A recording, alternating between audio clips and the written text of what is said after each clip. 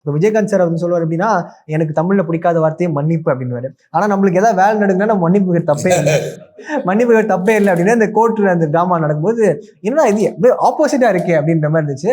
அது நீங்க எப்படி சார், அது நீங்க அங்க மொமெண்ட்ல சிச்சுவேஷன், அது படம் பார்க்கும்போது தான் தெரியும். எதனால நான் அப்படி சொல்றேன்னா, இதுக்கு மேல நம்ம வேற ஏதாச்சும் பிரச்சனை பண்ணா வேற பெரிய பிரச்சனை வந்துடும். நல்லா தப்பு கேட்கற இப்போ தற்சமயத்துக்கு கேட்கறது தப்பு இல்லை, கேட்டு எஸ்கேப் ஆயிடலாம். ஏன்னா இன்னொன்னு இப்போ இவர் கூட சேர்ந்து அந்த குறும்புத்தனம் பண்ற மாதிரி நீங்க ஒன்று பண்றீங்களா சார், இந்த ஆக்டிவிட்டிஸ் அதெல்லாம் இன்னும் ரசிக்கிற மாதிரி இருக்கு, அதை என்ஜாய் பண்ற மாதிரி இருக்கு, அதை மெயின்டைன் பண்ணுவீங்களா சார்? அது இல்லைன்னா ஆட்டோமேட்டிக்கா உங்களுக்கு இருக்காது டிஃபால்ட்டா? இல்லை, பேசிக்காக வந்து நான் ஒரு ஜோவியல் பர்சன் தான். அந்த படத்தில் இப்போ தான் அந்த கேரக்டரை அதிகமாக வெளிப்படுத்தக்கூடிய சூழலுக்கு அந்த கதைகள் எழுதப்பட்டிருக்கு. ஏயில் பார்த்தா நிறைய காமெடி பண்ணியிருக்கேன்.